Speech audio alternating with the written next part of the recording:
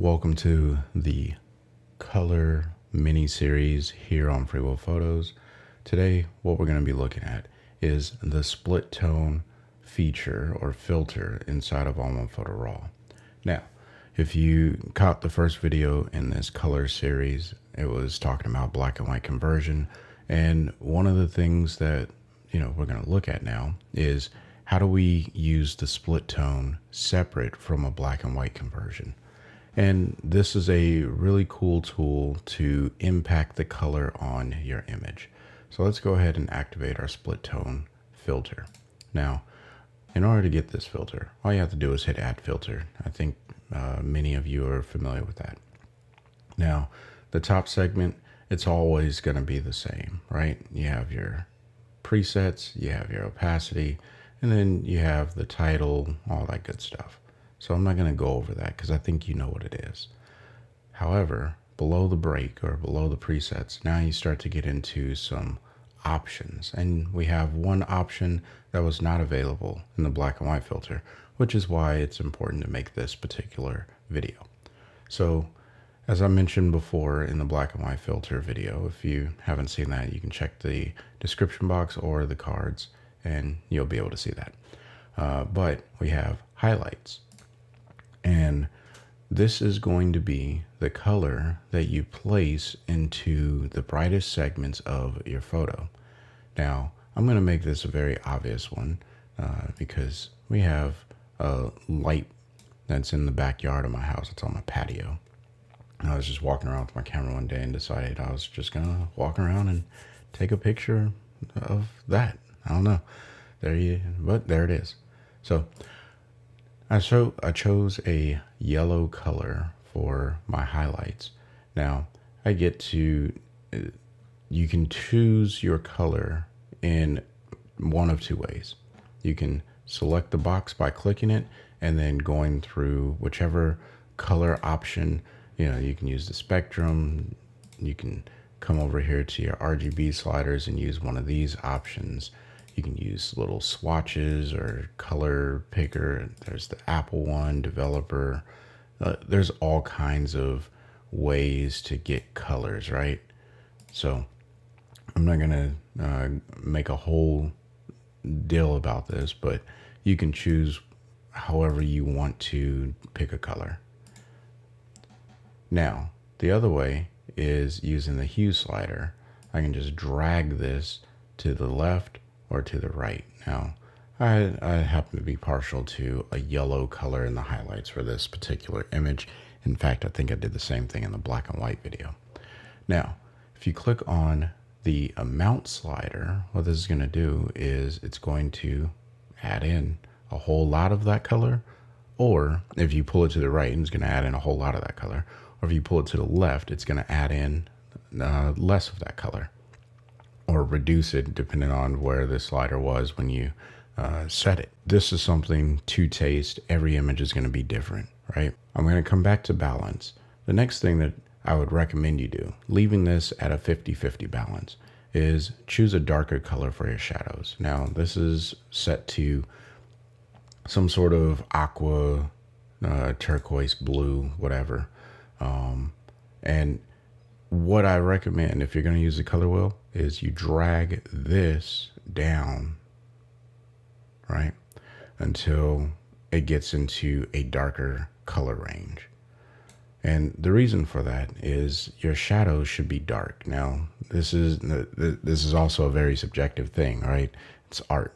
So you choose what color you want your shadows to be, but I'll go something opposite of yellow, which is going to be blue, just so I have a nice, not contrast, but complementary color, right?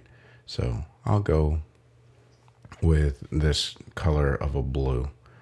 And if we turn on or turn off the toner, you can see I have a lot of this yellow because this photo has more highlights in it. As you can see, it's like this really spiky looking curve here, right? Mostly in the midtones. However, if you look at the luminance values, there's a lot of color that is over here. And let me turn that off. That way you can see it a little bit better.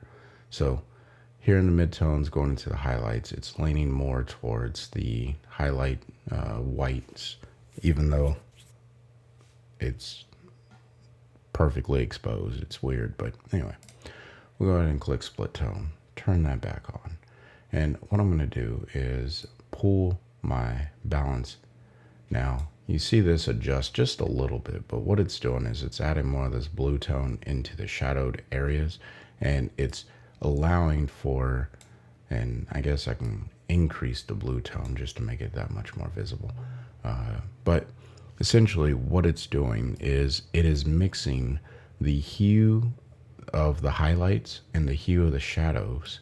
Either to the left, you get more of the shadowed color in the image, all the way up to none of this yellow is in the image, to pulling it all the way to the right and none of this blue is in the image.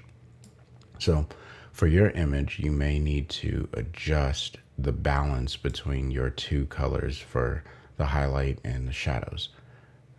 Now, for me, I like this to be a little bit more of a blue image, so I'm going to leave it there. Now, I mentioned that there was one more option that was not available in the black and white filter. This is the blend mode. Now, the blend mode can be used in a number of different ways. You can go with normal, and there's no consideration to the pixels of the image. If you have caught my blend mode live stream, then you would understand this. If not, you can check it out in the show notes or the description box, and it'll help explain a little bit about what blend modes do. So in a nutshell, what blend modes do is they look at the individual pixels of the underlying layer, and then it takes the information of the adjustment layer and it applies an algorithm based off of the mode that you choose on how to blend the adjustment with those pixels. Case in point, if I click on color, it's going to look at the color in the image and only apply my split tone to the color values. I'm not affecting any of the luminance or the brightness. I'm just affecting the colors inside of the image, but it's, in this case, adding highlight into the highlight area, this yellow color, and you can see that here. The brightest areas of my image is getting this yellow color, and the darkest areas of my image is getting this blue color. Now, the next one is Lighten. This is just increasing the lightness of the photo overall, making it brighter. And what it's doing for the split tone is in the highlights, I'm getting this brighter yellow color. And in the shadows, it's even brightening up the shadows. That may be something you want, may not. Now, Darken does the exact opposite. Think of these as dodge and burn, right? Lighten dodges whatever your adjustment is for your split tone. Darken burns whatever your adjustment is for your split tone. All right. The next one is going to be Multiply, and Multiply is like a severe burn, all right? Because it only applies it to the darkest pixels, and then it makes other pixels that weren't dark it a little bit darker. It's a darken feature. That's the easiest way of putting it. All right. Then of course you have Screen, which increases it's like a severe version of the dodge, right? So these lighten, darken, multiply, and screen. Think of those as versions of dodge and burn for your adjustment. And then there's the classic. Now, the classic, I'm not 100% sure how this works because it's not a blend mode that is inside of the blend modes, and I could not find anything in the user manual. However, what I take away from the classic as opposed to the normal is it applies it more as a soft light filter would with some contrast. That's essentially how I think this is working. It's applying the color to tones that are a little bit more contrasty, and then the shadows the same way. So I think that's how Classic works. It actually looks pretty good on this photo. I like it, but I think I'm going to leave it at color because I like the way the color piece is working overall. So hopefully you found this video helpful. If you did, smash the like button. If you're new here, welcome. My name's Chris. I'm the content creator here at Free Will Photos. I make videos specifically centered around helping new photographers learn how to use photo editing software, primarily ON1 Photo Raw right now, but I do know how to use some other ones, and we'll make videos in the future. If that's something you're interested in, consider hitting that subscribe button. And while you're down there, check the bell icon. That way you get notified when new videos are released. And if you are looking to pick up a copy of ON1 Photo Raw, adding it into your workflow, check the show notes or the description box below. There is an affiliate link that'll take you to a website where you can download a trial version of ON1 Photo Raw. And if you happen to purchase through that link, I do get a small commission. All that does is help grow this channel. It's at no extra cost to you. Last but not least, I do have an email list. For signing up, you get free ON1 Photo Raw presets, and as I update the preset catalog, I send out new free presets.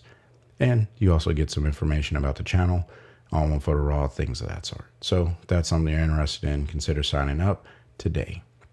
And until the next time, I want you guys to stay inspired and keep creating. Peace.